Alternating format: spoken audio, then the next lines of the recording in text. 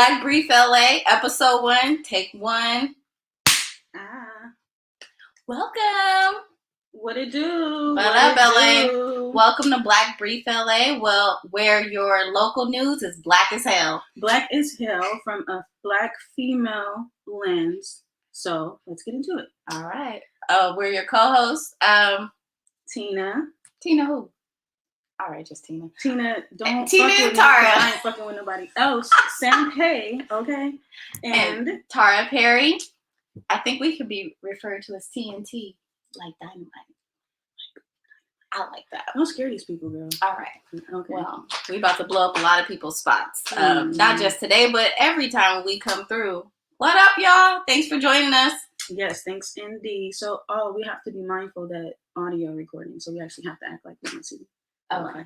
But yeah, how are you doing today, Tara? I'm well. I'm so excited. We've been talking about this podcast for a long time, so I'm excited. We're finally doing it. There's so much happening in the area and in South Central and I guess LA in general, and it's just really time for the Black woman's perspective to be at the forefront. Absolutely. Because I'm tired of looking at the news in LA and it's white centered. They think they social justice warriors and it's just not connecting for me. So I think that we should just be listening to the home team and those that have the perspective because they have the lived experiences, not some shit they read in a book. Okay? Absolutely. And then there are even some Black folks, like we say, all skin folk ain't what?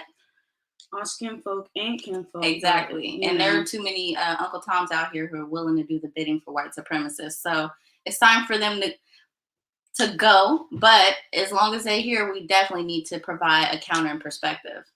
Definitely. So, yeah, we've been talking about this podcast for a minute. And why is it important for you as a Black woman in Los Angeles to have this platform? I think it's very important because I'm tired of yelling at the TV. Number one, there's so much happening that directly impacts our community, especially since we just had a recent election in November. Right, we've got new city council people, or we have returning city council people.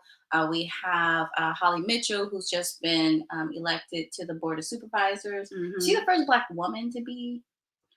No, I think Yvonne Burke was the first Black woman supervisor, if I'm not mistaken. But it's historic because this is the first time that LA City Board of Supervisors is actually run by all women. Yeah, she is the only Black woman, but she's there holding it down. So we need to demand things. Yeah, absolutely. Like, Holly Mitchell, she's doing some great work. She jumped in and hit the ground running. And she actually presented a proposal to even return Bruce's Beach to the Black families who actually lost that property decades ago and as a result of redlining. So that's how justice is definitely done legislatively and why it's important that Black folks or just people who are down with Black folks and how we can do that work and still participate in electoral politics and get certain things done. That's why it's important. Definitely. Okay. So, what are some recent events in LA that you want the people to keep in mind? Let's see. So, most recently, did you want to talk more about legislators, or we can move on from that? Legislators in terms of what? Well, you did want to talk about. That's fine.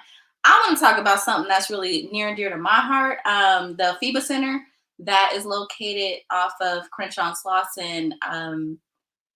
They have been putting on Black cultural programming for decades, and our city councilman Marquise Harris Dawson has actually evicted the Afiba Center. Right, they've taken over that property and they are now utilizing that space. At first, it was just empty, but now when public pressure started to become applied, they actually decided to start doing COVID testing there to make it appear like they're utilizing the space for the greater good of the people. But the way that they could have continued to do COVID testing without evicting them, and they actually did a lockout, which it's still up in the air to know if it was legal or illegal. There were eviction proceedings. There was no judgment that was located. Did you locate a judgment? Because I know you actually did some investigative journalistic work on that. Did you Um, find a judgment that gave them the right to lock out the Afiba Center?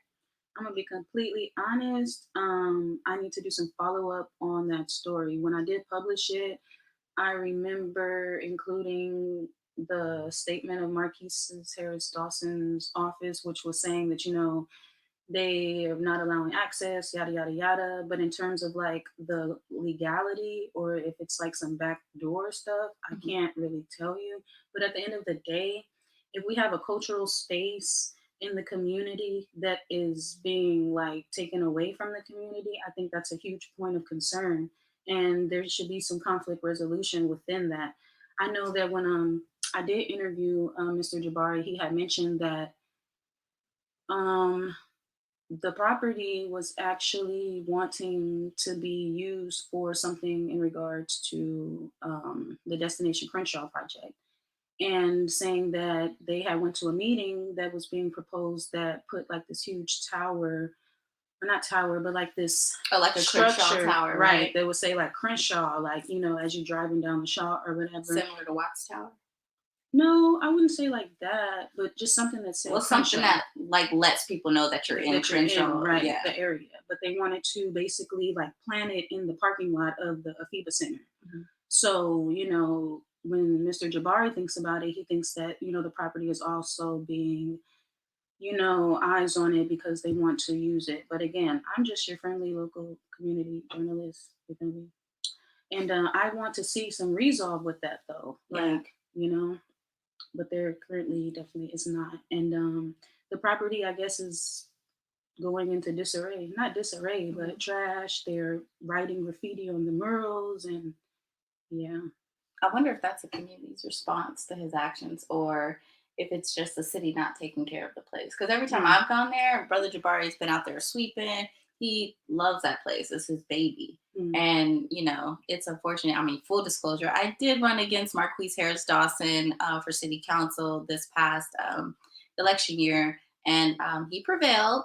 But, person with the most money wins sometimes, but that's a-okay, right? What's most important is that the people really know what's happening in our community, and we have the power to do something about it. And whatever your political leanings, there are tons of different organizations you can get involved with here in Los Angeles, to help do that work, to contribute to it, and to get more information. mm. But first and foremost, I think that it's always a good start to let the folks know what's happening and do your own research and dig deeper and get more information to help you make a full decision. But sources are also important, though. Mm. Like, sources are definitely important, especially when we talk about like disadvantaged or marginalized communities, because it's like, how long are we going to rely on news outlets that it's important where you're getting your information from, because in journalism, motherfuckers have learned how to skew stories.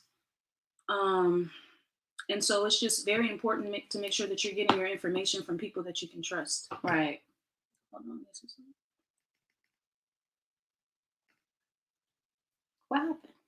nothing. My phone Sorry. was just telling me. But yeah, Oh, okay. continue. No, yeah, no, I completely agree with you there. Like, we definitely have to do a better job at vetting our sources. Like, how many times have people how many times have people reposted an article from the Onion thinking something was really real? I mean, I know Bill Cosby had died like 9 times, like 5 years ago, Hmm. because people don't read pay attention to the sources that they're getting the information from. Right. So, it's definitely important that we know where we're getting our information from and make sure it ain't no coons out there giving you your information. Can I Hmm. say coons?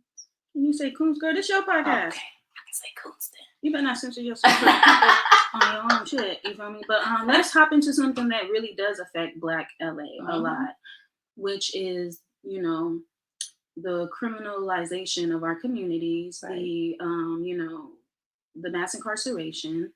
So, with that being said, I know you guys know that District Attorney Jackie Lacey is out of here, and we have a new District Attorney, George Gascon. And my guy has been receiving a lot of pushback. in regards to the reforms that he wants to implement. Hmm. And yeah, Tara, how do you feel about that? Well, I think it's interesting because we see a lot of his special directives, which basically there's a whole list of them. I think it's about 15 of them. Maybe we can do another show. We can go through them piece by piece, but one of them definitely gets rid of gang enhancements and Mm-hmm. weapon enhancements for certain crimes. And it's interesting that especially the fact that he's getting pushback, right? He's getting pushback from the attorneys who work for him, the other Right, district attorneys or the assistant district attorneys. right. Um, like, who are y'all?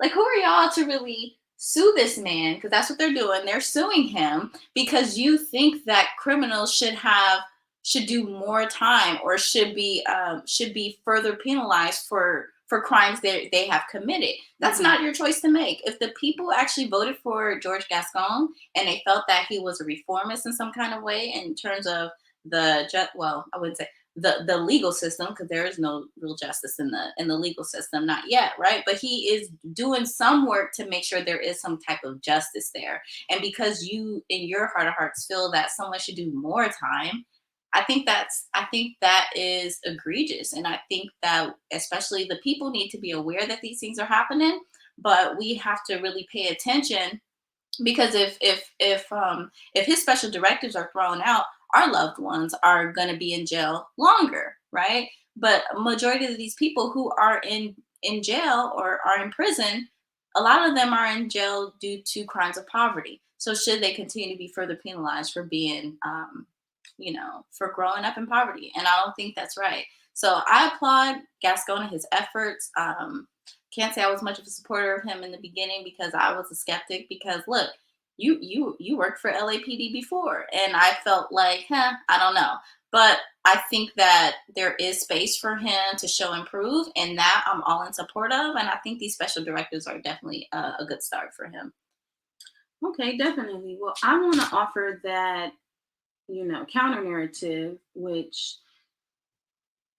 Gascon has been getting pushback from people in his office, but he's also been getting pushback from families of victims in LA County. Hmm. I interviewed a family, and they were very upset that their loved one was murdered. And after Gascon got into office and, basically released his reform directives and things that he wanted to fix, Hmm.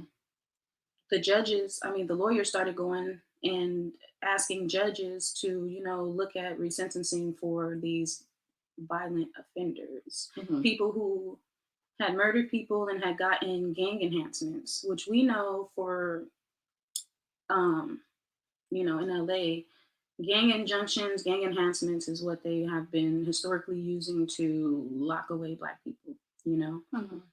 Hmm. But for a family that has just lost their loved one, and then they're hearing like, oh yeah, he's actually gonna be receiving a lighter sentence because of, they're taking away these enhancements and things like that. That is actually, the families, they feel differently. And I can understand that. But these special directives don't necessarily target violent crimes or murder, right? Like if you get convicted, like what was the conviction for that family? Or they haven't, It was the sentence enhancements, meaning like but there's still a primary conviction at first, right? So if they went to jail, or if they're arrested, original charges say murder one, mhm, and they get the maximum penalty of the law for murder one, mhm, tacking on a gang enhancement doesn't really do anything. Like whether if they receive the death penalty, which there's a moratorium on the death on what's it called? What is it called? Not the electric chair, but you know what I'm saying? lethal injection. Lethal injection. But yeah, but there's a moratorium, which means the governor has stopped all executions. There's a moratorium Right. on executions Mhm, right mhm.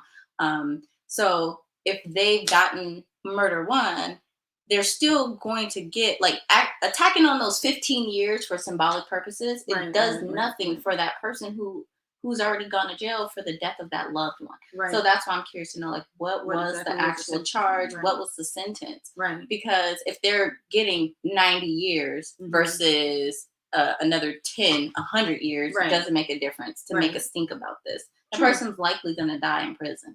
True. But in this instance, I think that the person was up for life, and with the sentencing the sentencing re-sentencing, the special directives, he was like facing like 15 years or something like that. So I can't recall exactly what the charge was, but again, with the enhancement, life, what would have taken away 15 years. I want to know that case. I definitely I want to look we'll into talk more about it. Yeah, definitely. But yeah, so I know they is not calling in the middle of the broadcast. But what are some other things, like, that are on your mind in the community? Let me check my notes, because it's so much going on. Like, I can say, like, why don't I just run down? We talked about. Go ahead. Let's do it real quick while you. Yeah, I definitely want to talk about the Rouse closing on Crenshaw and Slauson. I mean, it is definitely unfortunate, right? Our community has been supporting this business at least 20, 30 years. And after 20, 30 years of supporting Rouse, it's like, oh, you just did? Like, we already in the food desert, and you just gonna leave us further, like, destitute with no food options. And it's not even just the fact that, hey, there's another Rouse on Western and Manchester, right? We have to also, right, it's the principle. Like, you're closing these stores because you don't want to pay hero pay to the workers who are working your business. These people are putting themselves at risk during the time of COVID. They're deserving of hero pay. Right. You want to touch on that hero pay? Yeah, I mean, it's capitalism. It's, big corporations, big companies that, like, capitalism has no moral base, you feel me? And I'm not surprised.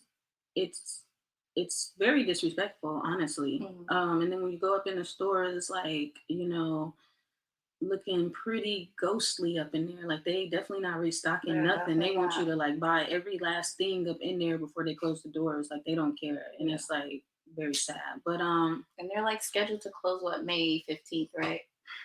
Again, it's just like, what can we do in the community to just have community control within food, education, all of the things that we need, like, in our everyday sustainability. Right. So shouts out to supermarkets, shouts out to some of everything, shouts out to all of the Black people in Los Angeles that are, being a resource and trying to provide healthy food options, or just food in general, to the community. So, but were you done? Sorry. Oh no, go ahead. No, like I was saying, I was having a conversation with some of my elders, and there has been conversation like, hey, there's another Rouse on Manchester and Western, right? But there's seniors but not only the principal, there are seniors in that area who walk to that grocery store. So now we expect them to walk from Crenshaw and Slauson to Western and Manchester. Like, that's crazy. That's ridiculous. So what do we do, and how do we continue to get resources to our seniors in this area? I think that we need to work toward opening our own grocery store. There has been some great efforts to purchase the Crenshaw Mall, downtown Crenshaw Rising, right? They've managed to raise over $100 million to try to purchase the Crenshaw Mall. Not sure if their bid was accepted yet, but they're, like, seriously looking into purchasing the Crenshaw Mall. And I think we need similar efforts. Fuck Rouse, right? These people take money out of our community and they dip and they put those resources somewhere else. We need a community-owned grocery store. Like, I don't care what's there to, who purchased this building or what's there to potentially replace Rouse. Where's our city councilman who's gonna hold this bad corporate actor Rouse accountable, right? Here they go. They come on social media and like, wow, I can't believe this is happening. Wow. Is that what happened? Oh, yeah, Crenshaw. Wow. Right. So it's like where's Marquise Harris Dawson? That's the work he's supposed to be doing as our city council member. He needs to have more better agreements with corporations who are going to come in and do business in our area. If you plan to leave, you don't give us 2 months notice, give us 2 years notice. Let the community actually line someone up in time, get some other people who can come in and invest in our community, and so that there's a clean transition, right? This area should not have to go without food, without proper produce, and our seniors should not have to walk to a farther routes. And that's just not cool. We just have to do that work and make sure that we're holding these people accountable. Like Rouse needs to go, but I don't think they should stay. But there are a lot of people out there begging them to stay. No, don't stay, leave. But we need to get our resources together, pool our money, and open our own grocery store. Listen, somebody said in the comments, go to Numero Uno or Gonzalez Market. First off, shouts out to the Latino, Latinx, Hispanic. Sorry. Tell me what you want to call. Don't be defined by these white academia words, okay? Because that's where the fuck I got Latinx from. But then somebody told me one day, bitch, you better stop calling me that, okay? We on some old school shit, and I don't know what you got going on. You didn't went to college. You calling me Latinx. But shouts out to the Latin community. Shouts out to Latino or Latino. What are you doing? Shouts out to my brown brothers and sisters. You feel me? But just hey, stop acting like y'all. Food for Less. They're closing the Food for Less too. But these are all Kroger. Like Rouse and Food for Less are Kroger owned stores. Like right. I don't think we should continue to patron these stores that are I like Vallarta too. I don't think we should continue to patron these. I think they're bad corporate actors who have no stake in our community. Like we're giving them our dollar, and that is not okay. I think we need to figure out another alternative to keep money in our own community and invest in businesses that are committed to staying here and serving the people. So when we talk about our community, now we're on a Black podcast. And I'm always about, you feel me, shouting out, hey Devin, our brown folks, because we live in close proximity to you guys, And so for me, there's a level of respect and wanting to relationship build there. But I also have to be honest with the realities as someone that lives in LA. So we mentioned the Hispanic, the Latino, the Latinx grocery stores, okay? Girl, to say brown people. The brown people grocery stores. Shouts out to y'all. What? Right when I was about to go in. But we talk about the brown grocery stores in Los Angeles. And I just want to know, like, how many of these grocery stores actually employ Black people? I hate to say it. I love y'all, but I can't be fake to my own people. But listen, in LA, we have a lot of, Latino, Latinx, brown grocery stores. And we talking about in the Black, like as Black people, having a grocery store. How do we get to the level of having franchises like Numero Unos and Gonzalez Markets and the V1, Vallarta. And also within that, why do we have these institutions that are like brown, like POC owned, but there ain't no Black representation in there? Is Black people not applying to these Latino, Latinx grocery stores, or yeah? Like I think Black folks could definitely. I wouldn't say we can take a page out of Latino community's book, but we could. But the thing is that I don't fault nobody for doing their own group economics. Okay. The thing is that Black folks, we lack the resources and the money. And like if you look at our wealth level, technically, no, it's real. Let me just not cut you off. Not cut you off at all. So you know what? Let me center myself. Go ahead, sis. Get your thought out. So what I was saying was, yes, the way they're practicing group economics is great, right? It's a great blueprint. But the thing is that we lack resources and economic investment opportunities to open our own stores. So we're going to have to change our mindset and actually do some group like funding, like do some pooling, right? Pool our funds, $50, $20, $100. We need those apparatuses put into place so that'll allow us to do that. Mm-hmm. We don't have that right now. Latinos, they still have access to certain levels of wealth, or even Vallarta is owned by, some, black or not black, Latino, like, billionaires or something. But we need our black folks, our black billionaires, to actually Pull they shit pull back. their money, and if Listen. they're not going to do it, then we should do it ourselves as the people. But it's 30, was it 40, 41 million black folks in this country. If we start pulling our money in central places, we'll be able to start opening our own businesses. But yeah, it's difficult, but we just need those structures put in place for us to be able to do that. Black people have to start working together, period. Like, I know that in terms of like analyzing incomes for other race groups, like, okay, maybe black people, because they didn't like put a huge wrench in what we have going on, whether that is Black Wall Street or other black communities that were thriving, that, basically were like cut short, that stopped, basically generational wealth, So black people could be way further along. Mhm. But there is no way black people have all the latest iPhones, all the latest Jordans. Sisters is fly. I'm talking like, you feel me, just super fly. Got all the high fashion, and we are sustaining these white billion-dollar corporations. There's no way that we can't take 10, $15, whatever the fuck, and that's just for the people. But then we Right. talk about black people that have access to dumb capital. It's black people out here that are millionaires. There are black people out here that are billionaires.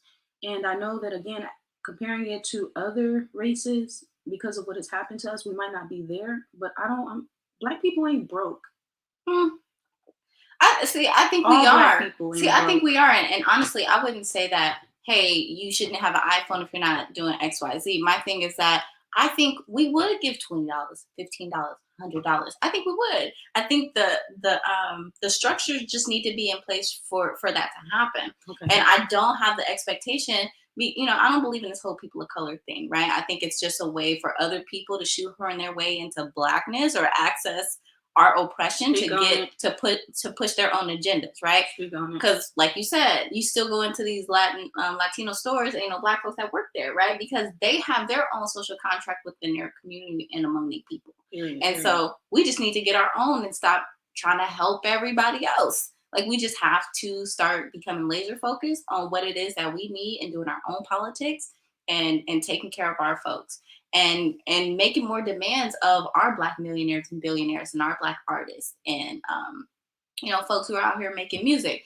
We need, like, if you're not doing the work for the black community, we're not buying your album. Period. Like, imagine how black artists would step up if we actually stopped buying their stuff, if they weren't reinvesting into our communities.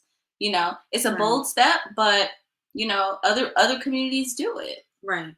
And backpack drives and turkey giveaways are so important. We thank y'all for that, because a lot of people wouldn't have, those resources. But get creative, my niggas.